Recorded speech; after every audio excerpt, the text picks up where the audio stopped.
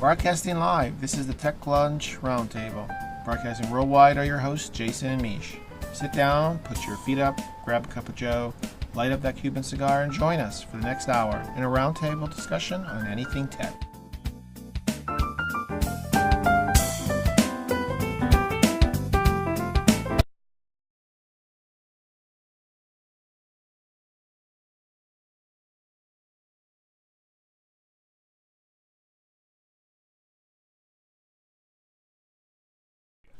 Welcome to the Tech Lunch Roundtable. Today is September 28th, 2012, all day. Good times. We had no show on Wednesday. Because we were looking at RVs. Yes, sure we were looking at stuff. And heavy lunch. So this is the only show this week. We'll cover your emails. We have two emails, both regarding emails. We have some news stories, some stupid stories that make no sense, some funny. Of course, our website is computertamers.com. You can look us up on Facebook. Just search for Computer Tamers. We're on Twitter, Computer Tamers. We're on Google+. Basically, just go to our website, computertamers.com. There's a link there for all of that, plus Blog Talk, which is what we're on for radio. Well, it's not really radio. It's on the internet. Netcast. Audio Netcast. And then we have the Ustream, which I'm actually going to be playing around because, what's it called? YouTube? Yes, YouTube. YouTube has a live feature, and I've seen other people, and it seems to work for them. So it's like, I'll play around with it. Right. Hopefully it doesn't cost a buttload.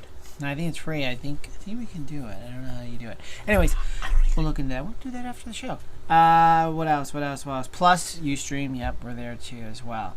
And yes, we don't pay the big bucks to Ustream, so yes, we do get interrupted every so often with an advertisement. So boo-hoo. If you want to send us money, you can do that. Go ahead. And we'll get rid of those ads. Actually, we should put a donate button. Yeah. We'll put a donate button. Donate to the shows to help keep us from, being poor. Let's see what else. I always forget. All of our show notes, all the articles and news stuff and videos and songs and stuff like that. These are in our show notes, as we call them, on our website, computertamers.com. You can click on Netcast, Internet Broadcast. Get it? Net Broadcast, yes. Click on show notes, and then click on the respective show for what you're interested in. So obviously click on today's Tech Lunch Roundtable, September 28th, 2012. Show. The first one, I guess we can go over where is it? Self-driving cars now legal in California. Let me bring up my viewer here. I didn't do that before. Yes, he Are you on here? Yeah, it's fine. You're not on here. We are. You can say it's your stage hand. Right, our stage hand. Okay. This is the stage hand. They can't see you. My IP address is the same, by the way. Hopefully, yeah, you go. So, self-driving cars are now legal in California. I'm just gonna shut the soundproof door, but Mish will go over it there. Yep. Basically, this they made it legal for the Google cars to be on the streets in California, which I don't know how best way to say this is stupid. Utterly stupid, because there's so many cars in California that, Jason could probably go over a little more detail in what it actually says, but you won't need driver's license by 2040. It's not wine. It's actually, is it? No, it isn't. It's pomegranate and Oh, blueberry juice, which is strong. bummer. I thought it was wine. But they can't see you because it's on your screen. Oh yeah.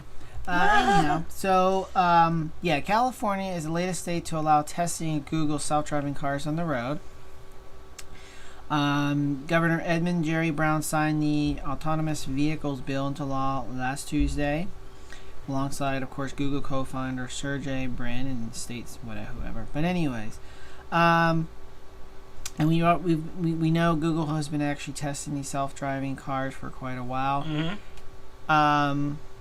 I know Google is a search engine, but that makes sense. But this obviously raises many issues. I wonder why CNN on this article actually read a version of this in Arabic. That is an okay. My Arabic is very rusty, almost non-existent. I don't know, just a few. It brings up questions like Jason brought up: if you have an accident, who's liable? Is it really you? Yeah, it's really you. The car did it.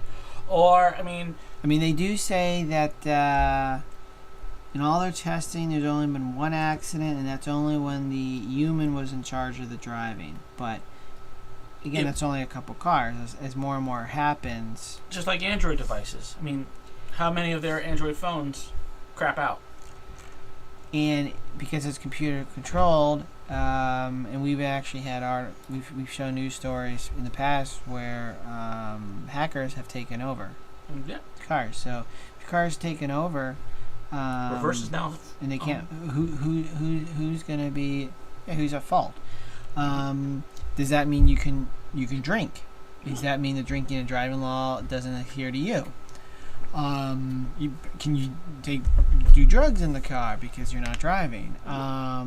So I can talk on my cell phone. Finally, I can do my twittering. Right, you can do anything. You can do anything in the car. Hint, hint. Nudge, nudge. Wink, wink. Bump, bump. So we'll have to watch this again. Why is Google doing this? Because they got a couple $2 billion and they don't know what to do with it? Yeah. You can't take over the car. They are, where is it here? They're Priuses, right? Priuses, and they've added the Lexus RX 450h, which is a crossover SUV, to test on different terrain other than just straight streets. And of course, there are many legal and technical problems still to be worked out. Who would get a ticket when a driverless car runs a red light? Although Bryn says self-driving cars do not run red light, that is until you take them over or it gets hacked into. Yes. Or you modify your car to ignore red lights. It's a computer, and they probably won't be able to see that. And then once they there was an article about there was a drunk driver that went through interstate. New Jersey? I think it was New Jersey. And it caused a 5-car pileup, and he was 0.52 or 0.55 over the legal limit, which meant that he was, I think it's 5.8, and you're basically dead. Used more alcohol than blood in your system. Yeah. So, there's a lot of advantages to it, but I don't see how this... unless they make it, in a sense, self-contained. So, in a sense, have antivirus, anti-everything, and you go through basically your car hardware. Doesn't need an antivirus program? What are you running on your car? I'm running AVG. What are you running on your... I have Microsoft Security Essentials. What's your firewall? Netgear. Oh. So, Bank of America and Chase were supposedly the first ones to get hit with it. Supposedly a hack from Iran. At least that's what a lot of security experts in the U.S. government is saying. Websites being inaccessible, very slow. U.S. Bancorp, PNC Financial have joined. Actually, this isn't the article. I have two out there, but this is the latest one. But didn't put it up. It's the same one. All right, I'll fix that. U.S. Bancorp, PNC, among. I have it here. Yes, we still use Delicious. There we go. So Chase and Bank of America, PNC has joined U.S. Bank, Wells Fargo, and supposedly a lot of smaller banks as well have been hit with a lot of denial of service attacks. They're saying that the slowdowns and the sporadic unreachability of the websites are from one of the biggest cyber attacks they've ever seen. Were the largest ever recorded by a wide margin, and they say it's a sophisticated attack. Again, I question this because we've seen this multiple times, where how can Joe Schmo in his basement, even if he's got a few thousand other people with him, how can they bring down so many stuff? How can it be so coordinated in advance? If you ask me, and I know you did, I think this is basically contrived in that because the White House, we went over this last week. Actually, I thought I had it here. The White House, yeah, here it is. Bring it up. The White House is, and they've leaked, this was leaked, some of it. White House is finishing the completion of the executive order for cybersecurity, and there is a link on here which I'll add to our page shortly that gives you a link to the PDF. It's quite a number of pages. So if you ask me, and again I know you did, I think this is a contrived attack to give the cybersecurity executive order, not a bill, because it was put down in Congress, and Obama said he'll do it himself, to give him ammo to back up this executive order. Yeah. So, if you want to question that, comment, email us, post us on Facebook, give us a call, tweet us. By the way, our phone number is 818-739-8894. I haven't said that in a while, so if you want to give us a call, you can certainly do that. You can tell me how wrong I am. You're not wrong. Yeah, the other link here is the Tech Dirt article, which actually has the PDF embedded into it. It's all 19 pages. There are certain things highlighted. There are certain things underlined. So, I'll admit I did not read it all. It's a lot of legalese. No, but it's there for you to read as well. Okay. Let's see what else we be doing, yo. Here's a good reason why you definitely can't smell for your driver's license, at least in New Jersey.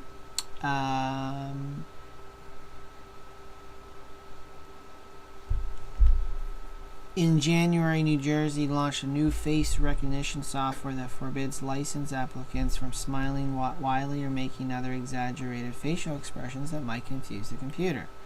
The goal is to catch fraudsters. If the new photo, for example, matches an old one that carries a different name, a red flag pop goes up, and the investigators step in, blah, blah, blah.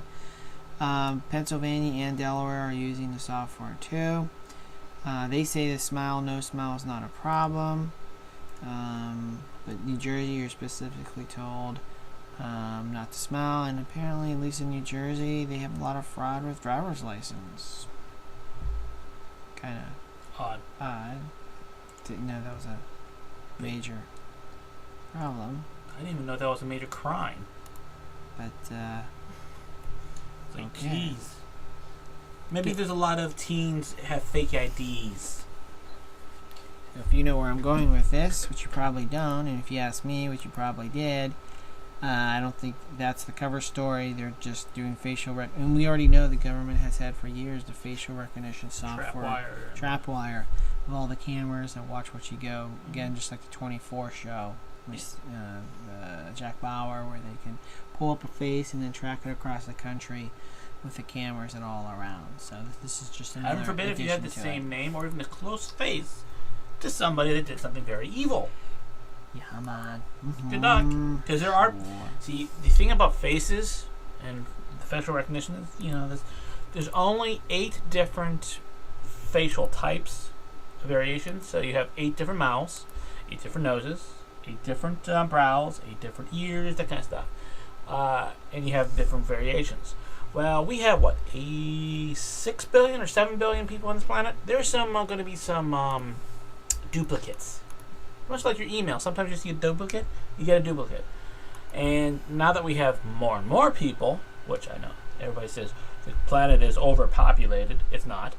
What was it? There was a study done that everybody in the world could have 1 acre of land in the state of Texas, and there still would be like 30,000 acres left for others. So the planet is not overpopulated. That is all a lie. To make you want to kill people, actually. Nice. Yeah. Nice. The planet's has they calculated with current levels, and if people actually, like the businesses and whatnot, actually continued production of food, because actually food production has decreased because of the large organizations are killing the small farmers and whatnot. I mean, it's just too expensive. Like, if I sell my corn for $30 a bushel, the mega super awesome big Agra is selling theirs for say 10. They can do that because it costs so little to do what they're doing, whereas I have my taxes and all this crap I have to do. As I say, crap. So it kills the small farmer. I know I'm an evil man for saying crap on air, but the thing about Planet is that there was a study done back in the 90s. I don't remember, I should find it and show it.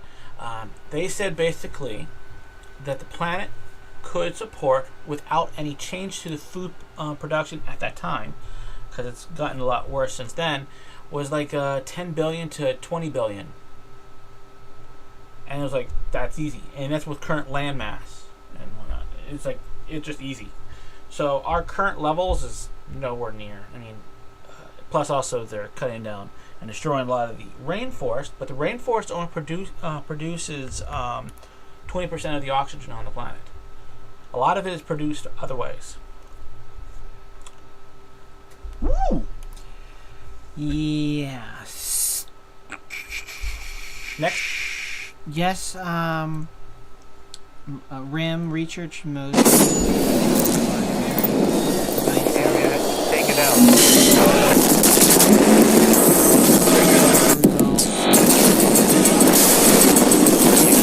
Rated M for mature. Sales did slump 31% from a year ago. The results weren't as bad as feared.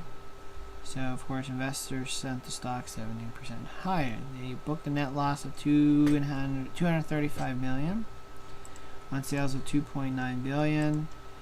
However, the question in everybody's mind is whether BlackBerry 10, which is their latest operating system, was supposed to be out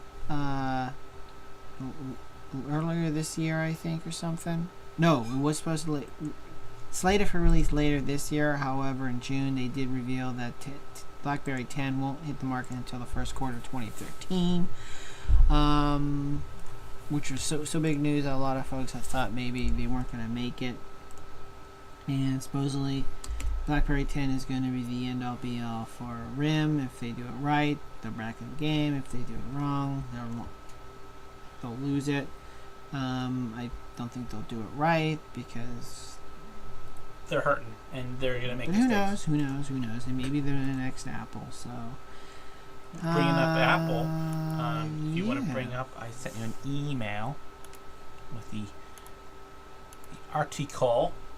Yeah, so Tim Cook has apologized for Apple's new Maps app. We kind of went over this last week.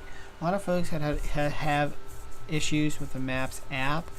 Of course, what Apple had done was they removed the Google Maps app and created their own. It has turn-by-turn based instructions and stuff like that. People were reporting they were saying the wrong location. The stuff wasn't there. Wasn't right the location. The wrong maps were in there. The satellite, it just was all a mess. The maps were supposedly received from the Dutch company TomTom. Yes, and we know how awesome their thing is. Yeah, they're not bad. So obviously Apple tweaked it. TomTom Broke it, actually. TomTom has said that they'll work with Apple. He released the statement. I think it's right on their website. We be sorry. Yeah, right there. A letter to our customers regarding maps. We're You know, sorry. we that strive to make a world-class product, blah, blah, blah. There's been 100 million iOS devices using the new Apple Maps, with more and more joining us. We're improving maps. While we're improving maps, you can try alternatives by downloading map apps from the App Store, like Bing, MapQuest, Waze, or use the Google and Nokia Maps by going to their website and creating an icon in your home screen to their web app. So it was nice of them to mention other competing products. I've also noticed a few other quirks on it, like some of the screens, which I don't know if you'll be able to see here, like in the music screen. It's harder to see. It is harder. The buttons are smaller. Buttons are smaller, and it's harder to see.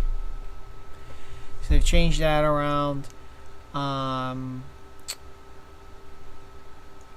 And I know you're having some trouble with the AirPlay. Well, I'm having trouble with the AirPlay. All of a sudden, that doesn't work anymore. The Exchange, we use Exchange email, and I don't know if it's the same on others, but the Exchange email, when you receive an invitation, it shows up in the calendar in the inbox. When you accept it, it doesn't go away with the inbox. Little things like that, mainly because that should have came out in the beta testing. Yeah. So I have to go in and delete the email. Again, not a big deal, but it just shows you that they were lazy, and somehow that fell through. As I tweeted this because it was the thing, is that if ever since Steve Jobs passed away, Apple's stuff has really started to suck. I mean, in a sense, they're on their high horse, but like the maps, some things, they're coming up with devices that kind of blow. I mean, if Steve Jobs was alive still and still in charge, mostly just in general, he would not allow this. Actually, he would have fired everybody and said, do it right or don't do it at all. Because he was a nice guy, but he knew that his purpose was to make good products for the customer. And if that meant firing a bunch of people that made a horrible mistake, because that should have been beta tested out a while ago. So it just shows that Apple is on the down. I think decline. This is my personal opinion, and much like everybody has an opinion. They all stink, but this is my personal opinion.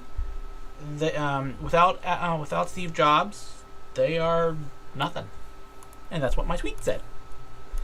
Ooh, you're so mean. I know. I am a heartless son of a gun. This was sort of what some folks were worried about, that once he was gone, would decline. So, well, just keep an eye on it. I mean, this was a major update. So, but I don't remember the issues that they had before like this. So. Okay, next. You want to talk about the unboxing video? Yeah, I just thought this was funny. We posted on there. PC Mac had put out, well, not PC Mac, actually it was IGN. You know, we've seen these, they're all over the place. People posting videos on unboxing. Here's the brand new iPod. Blah, blah, blah, blah, blah, blah. They show you open it up out of the box. That's his email. Oh, sorry. It doesn't really show you anything. You know, you open it out of the box, and this is it. So he posted one kind of making fun of it. I like how he made. If you watch the video, he was like, he's having trouble with the little things that keep it together, because they make it a security device, and he's having hard. It's like if you're gonna do like an unboxing, a review, unbox it already, and then do a review. Say like, I went over this already. The screen is too big. The maps suck. The connector, the what's it called? The Fire? What is it called? No, Lightning. Lightning. The Lightning connector is awesome, but it would have been nice that they included that connector for the old 30 pin with it. That kind of stuff. That is a review, and that would be something you would like to watch. Not a guy fumbling around with a thing for, what was it, 10 minutes? Or no, actually 3 minutes or so. Say, here's the thing. Oh, look, it's stuff. I could do that too when I open the box. Hey, it's stuff. Correct. Sorry, I must be cynical in my old age. Soon I'll be saying, "You whippersnappers, get off my land!" Old prospector man.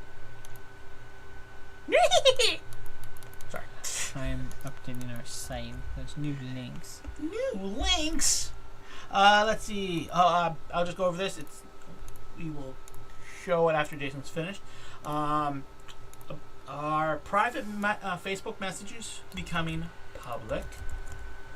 Rumors of Facebook bug has users on over the world worried about the private messages showing up very publicly on timeline pages. Yeah. This is why I stopped using Facebook. Yeah, I pretty much stopped using it too. At least posting. I like Twitter. I know it's all public. I'll Facebook snoop, but that's it. Yeah. There was rumors that people were complaining that some of the messages that people were posting privately to other folks were all of a sudden showing up on the public timeline. Facebook has denied that. It would. Again, this, knowing Facebook's past, I wouldn't be surprised if they even accidentally showed up on that. I mean, I don't think their stock can go any further down. Well, I'm sure it can go down to zero. Let me check actually while you do the next one. I want to see how much their Well, stock I saw drops. this that our Android phones facing a remote wipe hacking pandemic. Self-confessed Kiwi geek Dylan Reeve put a test your mobile phone for imminent disaster page in a site. Let's see, the details of the disaster are absurdly simple, so allow me to explain it. It goes over the details and basically how they can remotely wipe your thing by hack. This goes back to, anything is possible with technology and computers and all that, no matter how much you think they're secure. This goes back to the Google car. It can be hacked into somehow. So, and controlled. I am surprised. Google stock, not Google, the Facebook stock is actually on the incline. It's worth $22 now. I'm just short of $22. But it started out this morning at almost 19. Ooh. Yeah. It's gonna tank by the end of the day. So we'll return on the flip side after this break, which we've got a couple emails on emails. Toodles in a bit.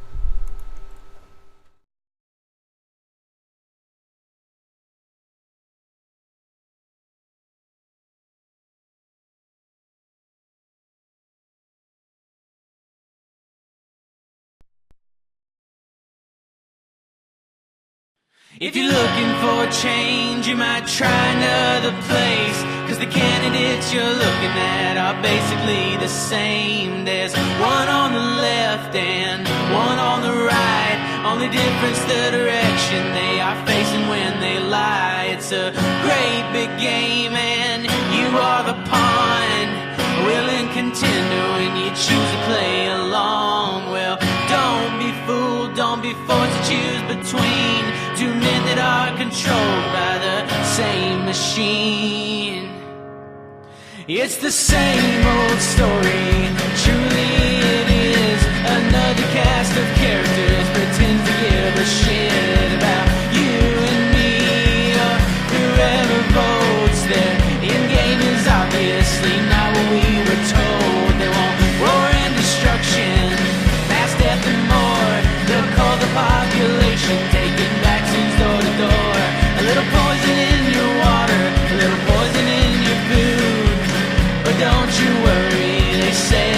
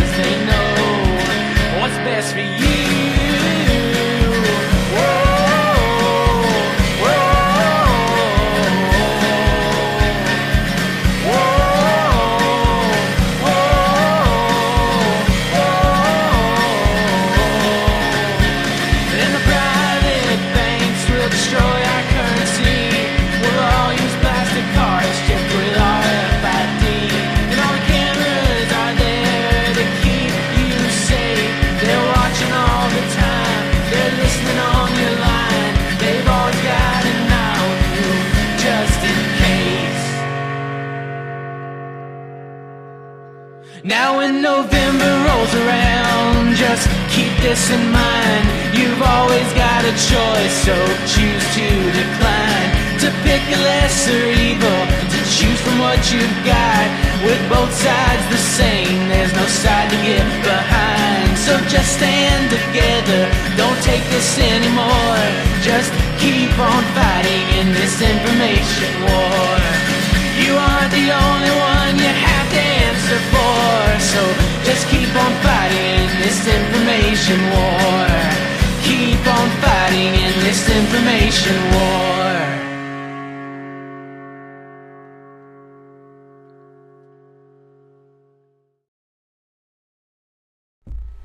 And we're back. That was, forgot to introduce that. That was Joshua Owens, a song that he wrote called It's Good For You. And I found that a couple weeks ago. We played that last week. We like it. So we'll play it. There it It's is. on our show notes. So definitely like that. Yep. I think he needs more views. People have asked that he put it on iTunes so you can buy it. So, Good times. we likey. Likey. And I heard that Jason just told me that Virgin Islands is getting lots of little earthquakes. Little ones, 4s and 5s. Wow. So people's Mai Tais on the beach are falling over. Like, oh, lots of jiggling. Maybe they're teaching them. What? Truth is sometimes jiggly. Okay, so this is the Tech Lunch Roundtable. We're going to cover a couple emails that we don't usually do on this show just because we didn't have Wednesday show. Because we which is were the Tech having Club. lunch and going for our So our stuff and things. stuff. I want an RV. You want an RV. I want to have a big gas guzzling RV that I can just sit in front of a Walmart with my shotgun and my antlers at the front. What? Oh wait, I live in the Northeast. I ain't supposed to be aristocratic. Our website is computertamers.com. You can just shoot over there, and all the show notes are there, as well as the links to Blog Talk Radio and Ustream. So our first email comes from Ann from Manchester, Connecticut. I run a small business, and I still use my original email address. Everyone tells me to stop using my cox.net address as it's not professional. What options do I have? Well, Lots. You do. Yeah, I agree that not only is it less professional, let's say your business name is Widgets, Widgets RS, Widgets RS at cox.net doesn't necessarily look as professional as like and at widgetsrs.com. And plus, the real reason real biggest issue I have is those are typically POP addresses. Mm-hmm. So you pop into the server. What's it stand for? Post Office Protocol. That's right. I am an encyclopedic of stupid acronyms. Of stupidity. That too. Think about POP. You have a mailbox, and think of POP as what your email program does on your computer. Is it goes out to that mailbox and grabs the mail. Just like you go out to your mailbox and grabs the mail. And typically, then it empties the mailbox, and there you go. Well, a lot of folks now with these smartphones and all that, tablets, or multiple computers even, they're starting to access their emails on multiple devices. So if they get an email on one device, they don't necessarily will get it on the other device. Mm-hmm. Or if they've got folders, say, if they have a folder for each one of their clients, well, they won't have those folders on all the devices. Correctos. So what we suggest to use is an Exchange hosted service. Exchange comes from Microsoft. It is Microsoft's own. It's been around for years. It just ends up being the most popular, and it works. You can use your domain with it. So let's say your domain is widgetsrs.com. That email address will stick with you. So even if you move from if Ann, you move from Connecticut to California where Cox doesn't exist, you lose your email address unless you keep paying double bills for your new internet provider and your old one. With Exchange, since it works with your domain, that'll go with you. So even if you move hosted Exchange providers, it'll still be with you. Plus, it's the nice thing about Exchange, like he was talking about, it's on a server, so it's backed up. So if say something happens, like Jason's phone, he breaks on at least on a monthly basis. If he loses the phone, and that's where he gets all of his emails, it's still on the server. Right, and it syncs up across multiple devices. You know, I have my email on like 3 or 4 or 5 different devices. I have 1, 2, 3, 4, 6 devices. Right, and it syncs everything up, including folders. So again, if you have a folder with each client, if you create a folder on your computer, that's going to show up on your phone momentarily. So it is the way to go. It's actually not that expensive. You have different options. You can check with your computer guy and see what he suggests. But you know, even Microsoft has come out with their own. It's called Office 365. It is insane to set up for a partner. Insane. But for regular people, I think it's easy. Yeah, I mean, it's the cheapest, probably cheapest way to go. It's $6 for the cheapest plan. Which is not bad. I mean, it's better than your POP account. Let's just say that. Yeah, and but you start keeping all your email. But if you go with, like, for example, their professional service, it's something like $13 or $14 a month. But with that, you do get actually it's $12 a month. Maybe it's special. Yeah, you do get a full license copy of Microsoft Office Professional, and that includes Outlook. The latest version. If you went with a $6 plan, you'd have to. It only works with Outlook 2007 and 2010, I think. So if you don't have it, you have to go out and purchase it. So little things like that. But Google email Gmail uses Exchange. So. They just tweaked it, much like everything that Google does. They tweak it. So you could actually. One thing also is that, say you don't want to go with Exchange per se. You don't want to have that cost and whatnot. You have a domain. You can actually associate that with a Gmail account. It's all in the pointers. So you can actually point your email address to this other email address. So and like Jason said, Gmail is basically Gmail is basically Exchange, which means it will sync up cross somewhat. It's stupid sometimes. I don't like it. Android or Google stuff sometimes. It's a pain in the butt. That's a commercial. What was the other thing? And typically with POP accounts, you have a limit as to how large your mailbox can be. Usually it's like 2 gigs, 5 gigs, maybe 10 gigs if they like you a lot. But with Exchange, it's typically unlimited. Plus, you can even get auto forwarding. You can get that's the nice thing about Exchange. You can have out of office, which I don't even use because whatever. Pretty much, I get my email everywhere, even though I'm out of the office. I use my professional email or my business email as my personal email because that's just one-stop shop. Why do I have to check 5 different email accounts when I just have one? So, like, say you're going on vacation for a week, you can have an out-of-office thing turn on.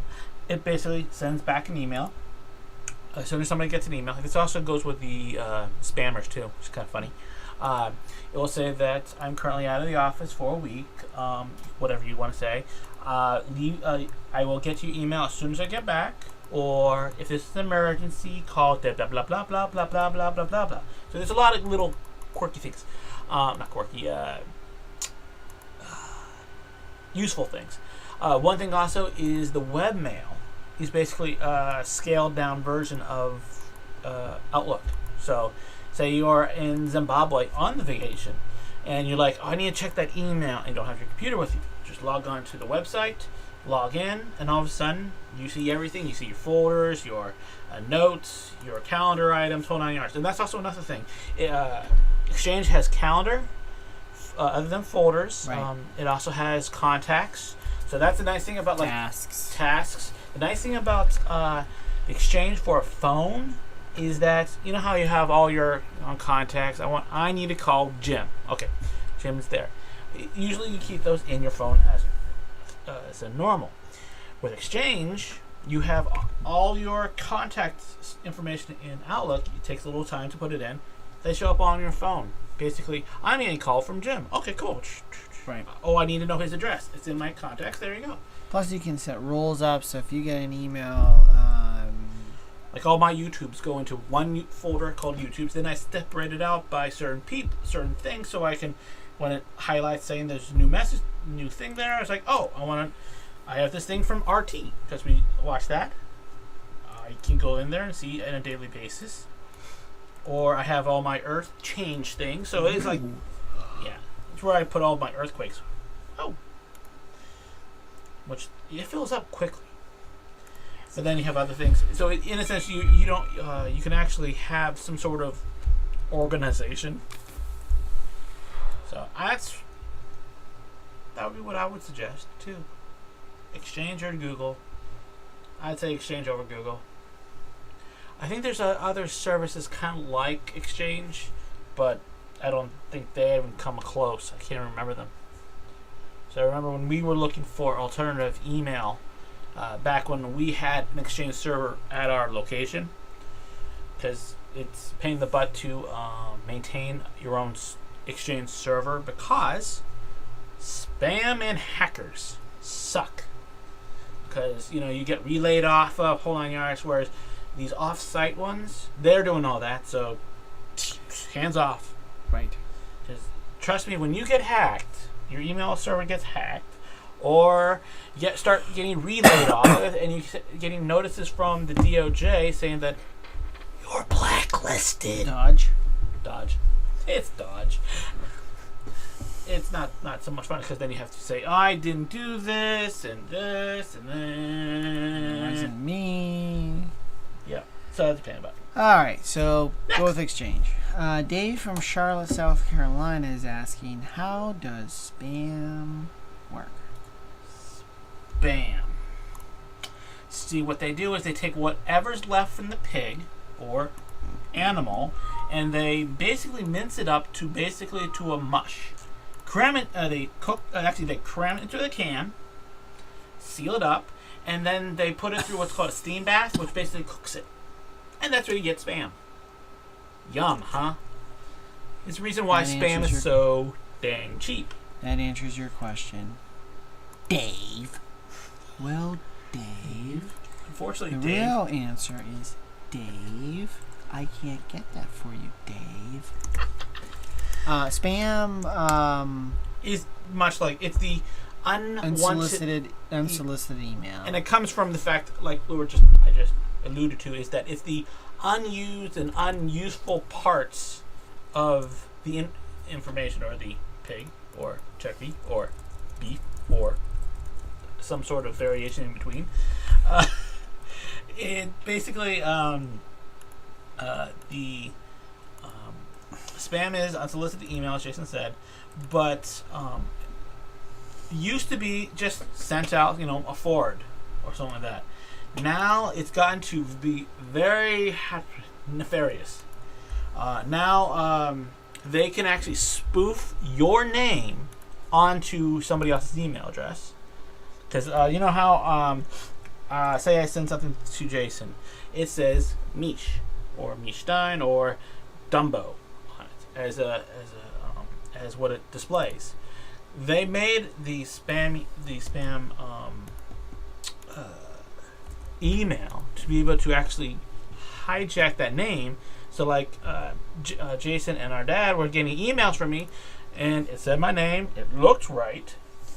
Wasn't the right email address, but it's like first glance it's like, oh, that's legitimate. Majority of what happens is the old, I'd say 5 years ago, maybe 10 years ago, what they would do is they would hijack your computer, usually infect, and then they would take all your contact listings and send an email out to all your contact listings, and it would just kind of explode from there because people had contacts. That got killed off very quickly. I'd say late 2000s and maybe 8s or only that. it's really what the modern one is mostly mass emails, like what I was saying, where basically it says, this is from Jim Bean, he wants that thing, and it's coming from irc.att.yahoo.com, and has usually a link, and there you go. And there you go. One thing I do remember is supposedly like 10% or a good chunk of spam was supposedly taken down by Microsoft, which I have yet to see any difference. Yeah, I get these. Here's one. I put them in deleted. Cheap auto insurance. $9 / WK insurance. // Liberty Mutual. // Farmers Plus more. And there's an image inside of it. There's a link, and it has to click here to unsubscribe. Now I know this is a bad place, so if I click the unsubscribe, I'm confirming them that I'm existence. But yeah, I mean, email is usually unauthenticated. Yes. Or at least originally was. When email was first designed, they didn't think of security. So I think that everybody would use it. So they didn't think it was going to be a problem. So it's unauthenticated, which means anybody can send an email, and it's free. Nowadays, a lot of email servers you do need to authenticate in, which does help, but they just need. Authenticating means they just need a username and password, like your email address and password, to get into the server and then send emails out. And it's easy to hack into some of these databases too. And because it's unauthenticated or insecure, that's why it looks like it came from yourself, or they can change the headers in the email, so they can change the time and date, the reply address, the name, and all that. I mean, it's kind of like a real letter, snail mail. Everybody actually still uses that. You have everything written on the front. If you use a Steam thingy, you can steam off all the lettering and the labels. And there's clean.